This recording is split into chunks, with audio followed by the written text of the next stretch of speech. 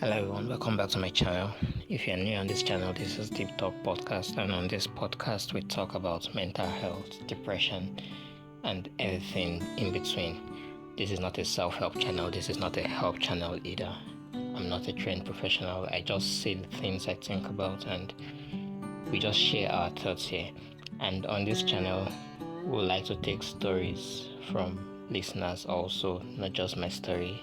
So if that's something you're interested in or you would like to share your story, you can send your stories to deeptalkpodcastng at gmail.com, and you can also find it in the description. It's deeptalkpodcastng at gmail.com. And don't forget to like, share, subscribe, and turn on your post notification so you get notified every time I post a new video. Without further ado, let's get to today's video. Today we'll be looking at a topic which is common like other topics we'll be talking about. Today we're looking at sadness and depression. Today I'll be talking about sadness and depression.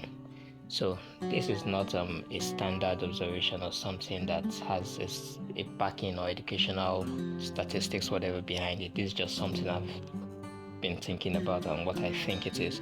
So I believe the term depression gets thrown around a lot by a lot of people. I don't mean they don't feel it, but I think some people are not on the level of depression like other people. So when someone say I'm depressed, sometimes people tend not to understand. I think the reason why a lot of people don't understand when you say you are depressed is because they at one point believe they've been depressed, which they were, but not on the extent with which probably the person that is talking to them feels it. And by that I'm trying to say if you look at the topic I said, sadness and depression, sometimes you can be depressed which is as a result of sadness, but I believe there are people that get depressed which is not as a result of sadness. So an example of that is this: if a person goes through a situation that is temporal or something that can change, for example, someone failed an examination, they can get depressed in that situation.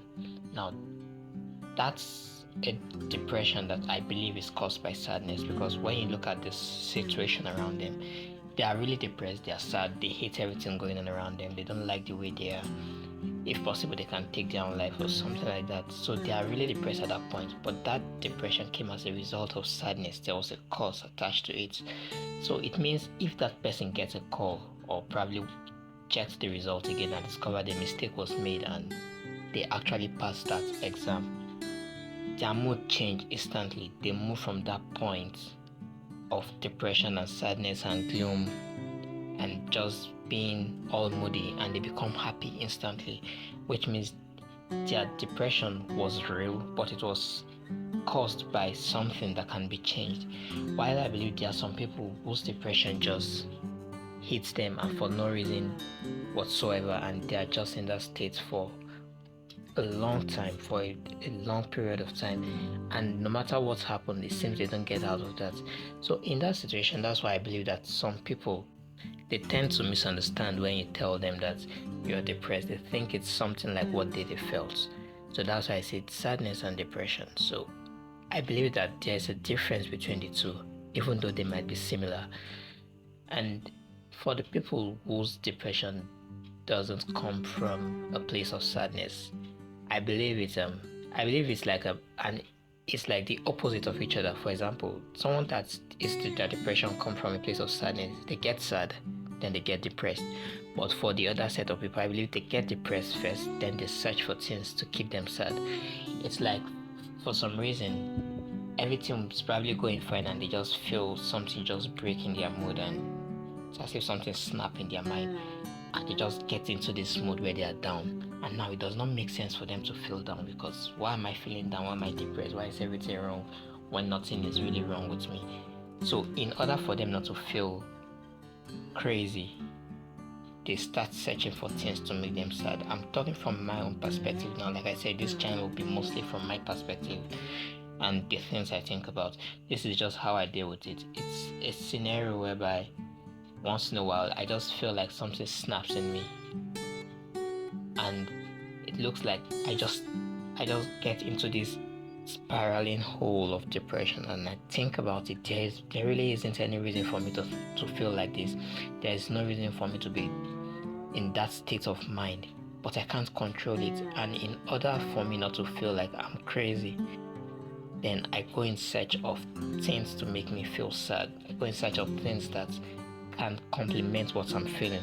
So one way I do that is I go on YouTube and I search probably sad songs, I search sad TikToks, and just go to the comment section and I read through. And while reading through, it's as if I relate with what everybody is feeling. And then I see people post their situation, like, okay, I just broke up with from a long time partner, or they lost someone special to them, or they lost their pet, or they lost something very special, and everything seems normal. And then I look at myself and I wonder, why am I in this state of mind?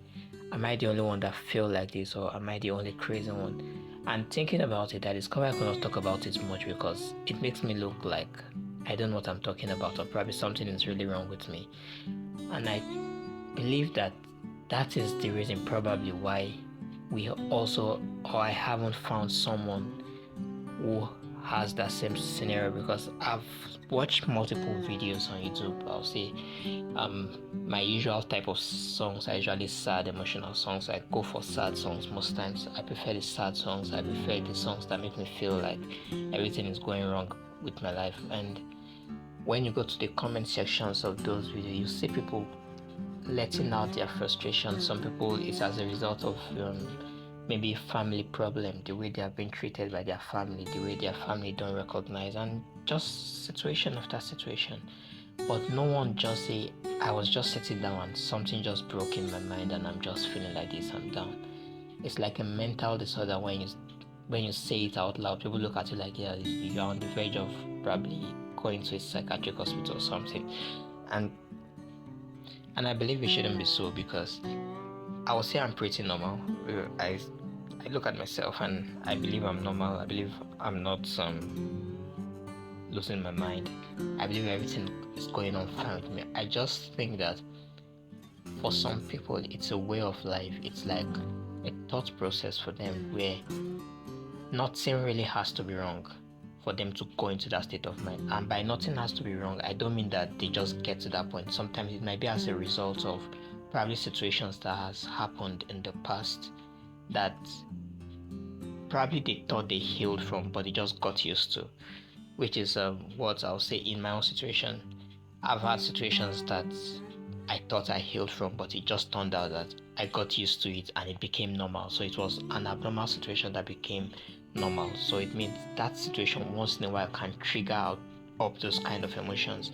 And once it triggers those emotions, there's really nothing you can do about it. Sometimes you just have to go with the flow. You can also choose to fight it, which is an option. I see people do that. Like once you feel that, make yourself happy, go to the gym. And I don't do any of all of those because I believe they help, but I believe the fix is temporal, in the sense that when you start feeling those things, okay, you go for a jog, you go for a run, a swim, go to the gym, something like that, you get that energy out of you. Yeah, you feel better for like the next few hours. But in a matter of hours, you discover that that thought is creeping back in. So it's like you have to continuously and consistently do things to keep that thought out of your mind, or to keep that feeling out of your mind. So let's say you fall into that hole and begin to feel that way, and decide to go to the gym. Then probably an hour after you return from the gym, started feeling like that again. Okay, you decide to go for a walk, or you try to distract yourself with work. There's only as much as you can do before you get tired of doing all those things, and eventually you find yourself going back to that situation you're trying to avoid. For me, I choose the other way, which is once I get into that mood, I embrace it. I search for whatever makes me sad that I want to go into, and I get sad. And if I feel like crying, I cry for how long I want to feel it. Or if I feel like just venting, which I do a lot. And by venting, I don't mean I talk to people. Sometimes I talk to myself. It might be in my head. I scream, I shout, and I just have this whole conversation in my head. And when I'm done, there's this relief. Or if it's a situation where I cry, once I'm done crying and I've cried to my heart satisfaction, and I don't feel like crying again, everything comes back to normal, and I'm at this point where it's like, okay, now I can move on with my life, and now that scenario won't pop up again for probably a number of days. It doesn't mean that everything has gone back to normal. It doesn't mean like everything is happy and rosy, like, no, but it means that I'm not at that state where I'm going into spiraling depression for no reason. Now I can say my mind is stable at the point where I'm at, which is why I try to when I talk to people who have similar situations or who feel those kind of things, I do tell them, once you're in that state of mind, it's good to work out, it's good to try to avoid it and push it down, but it's easier and it's better to acknowledge it. Once you acknowledge it, it doesn't take much time for you to get to a point where you discover that that's feeling which you have at that point will begin to go down and it gets suppressed and everything is back to normal for you. And this can be hard to explain to people who don't go through things like this, or who don't understand, or who have never experienced this. They look at you like something is wrong, which is why I said in the beginning that when you tell them that you are depressed, or when you tell people I'm depressed and I'm just down, they don't think of it in this light. They think of it from their own perspective or from their own experience, where they feel like something made them sad, which is why you hear the statement, you don't have any reason to be depressed. People hear that a lot, and as much as it upsets you when you hear that, sometimes you just have to understand that that person doesn't mean any harm, because it's coming from a place of they know how they get depressed. They get depressed because something went wrong with them. So those are people that probably they get depressed because they couldn't afford what they need, they could not pay their fees, they couldn't get into the school of their choice. Now when those are the causes of their own depression, and then you come to them and you tell them I'm depressed, and they look at your life and they don't see any situation according to their own judgment that should make you go into that line of thought or into depression, that's when you hear that statement, you don't have anything to be depressed about. And it can be very offending, because those people now, they don't want to learn, and those people, they don't try to learn. But I believe once you see it, or once you understand from this perspective, you get less offended. And if you're listening to this and probably you are one of those people that say that also, I hope you can understand that sometimes people don't just say they are depressed because something is wrong. Sometimes they are just depressed because nothing is wrong. It sounds absurd, but that's just what it is. They are depressed because nothing is wrong, and they are just in that state of mind, and it can last for days, even months. There was a point in time, I think in 2021, where I spiraled into one of those episodes, and I was there for close to 3 months. And if you ask me what was wrong with me, I really don't know what was wrong with me. I was just in that state of mind. I was just sitting down one evening around 8 p.m. I was listening to music, and it just got to a particular music that triggered some kind of feeling in me, and it was more of a feeling of sadness. And I thought it was the end of it, like every other day. And from that day, from that night, then 24 hours, and before I know, a week, a month, 2 months, and 3 months, and it was going deep and deep into that. That's something that nothing was wrong. I just heard a song, and though the song kind of reminded me of a period where something was wrong, but at this point, nothing was really wrong with me. But just that knowledge or that memory that song triggered lasted for 3 months. And by 3 months, I didn't mean that I was fine. I mean 3 months of not going out. I was always in my room, on my bed. I wasn't going out. I wasn't eating well. The only time I move around is when I was still with my parents then. The only time I come out was when everyone have gone to bed, which is in the midnight. So I'll be in bed from morning till evening, when everyone will come back from work or return from work, and I'll remain in bed there. Then once everyone go to bed, and I stand up, do the little work I can do, which is I work from home, so I do the little work I can do, and once I'm done with it, I drop that and I lay back down again. And it went on and on like that with this, and it even became an health issue because I was always lying down, and I was always on my back, lying down on my back. So once I'm lying down, I'm usually pressing my phone or working on my computer or something like that. But because of consistently lying on my back, I began to have severe chest pain. Anytime I lay on my back, it feels like something was on my chest. And Now, this is something that you could not explain to someone, because if someone asks you, so why are you always lying down? Like, because I'm not feeling good. Why are you not feeling well? I don't know. I'm not just feeling well. It's not easy to explain to people, and that was actually the point where I've been thinking of starting something like this channel. It has been on my mind for a very long time, because at that point in time I began to realize that I was having a lot going through my mind, and there was really no place to say it out, or there was really no place where I can pour my mind out. I really wanted to share my story with someone. I wanted to say the things that was wrong with me. I just wanted to explain to someone who could, because I was beginning to feel like maybe I was being a crybaby, or maybe I was being weak or something, because it didn't make sense again. I just wanted to speak out and talk to someone. Maybe they will understand, maybe they'll see where I'm coming from, and they can say, okay, I understand what this person is going through, or I understand this person's thoughts of mine, even though I don't feel it, but I can understand why this person is like this. I just wanted to create something. I wanted a platform or a place like that, and there was no option for something like that. So I just had to deal with it the best I could, and I got better. But since then, it has always been on my mind, and that's one of the reasons why I believe that it's easy and it's best when we know the difference between the terms we use for situations. When say I'm depressed or I'm sad, so it's easy for someone to say I'm depressed because of this. Yes, I think that would be better when people can say I'm depressed because something is wrong with me. But at the same time, we should also understand when we hear someone say I'm depressed, and you ask the person why, and the person, I don't know, because that's the point where I believe those people really do need help. Because to be honest, they really don't know what's wrong with them. They really don't know what's wrong, but they know one thing: they know they need help.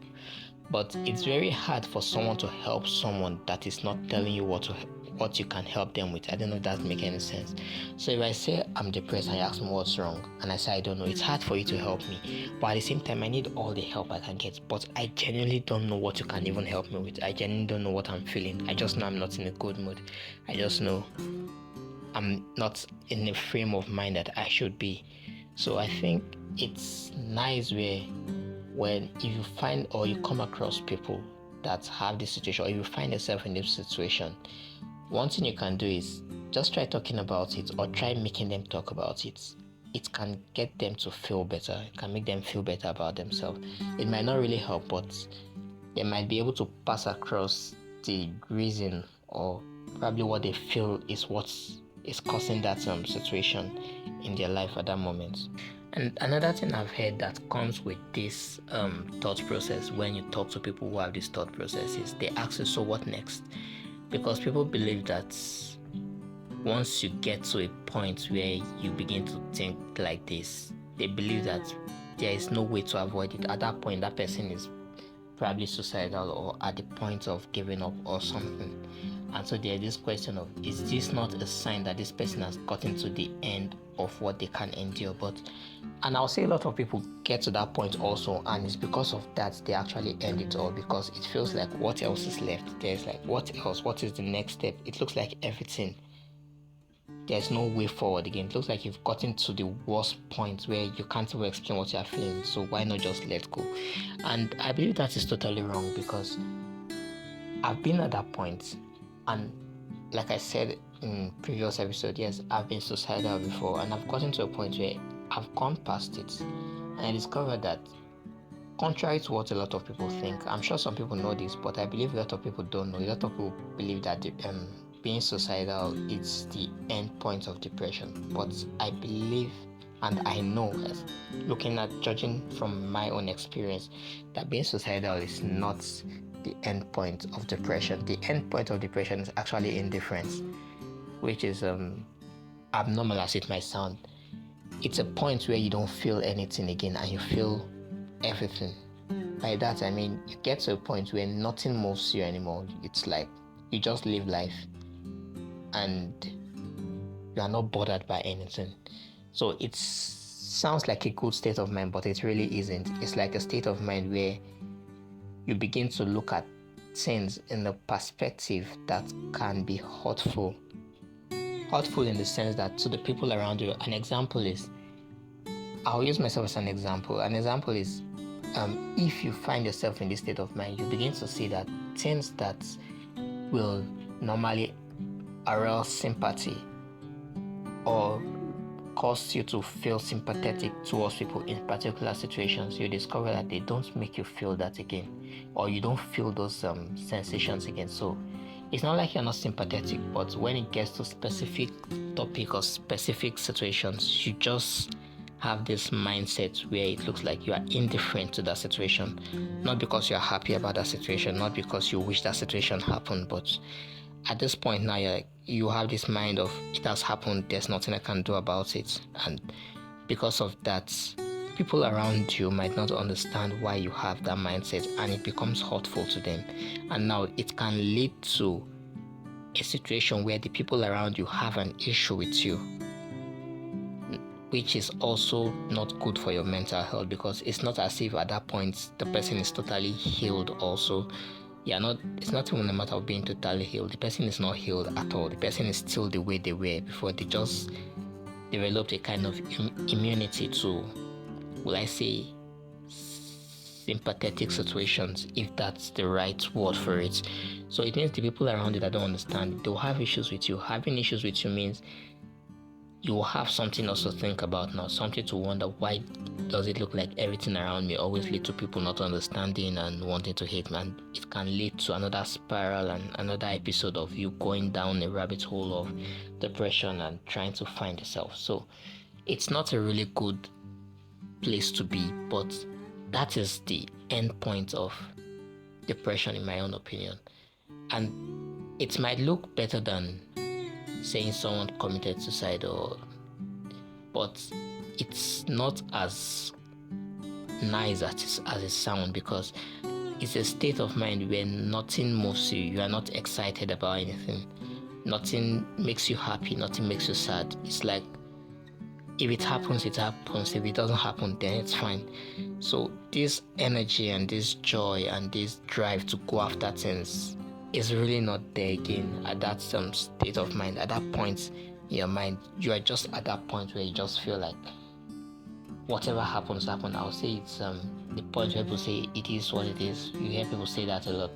People say it as a joke also, but some people genuinely do mean it, in a situation where if you ask them, no matter the scenario posed before them, they might give you answers that are politically correct, so they sound alright, or they sound normal in your presence. But when you search them deep within, no matter the question you ask them, the answer will be in the line of that it is what it is. It's like they don't wish for negative situations to happen, but if it does happen, then it happens.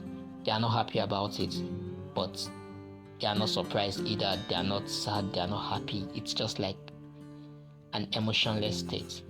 So that's just the little thoughts I have and I want to share for today.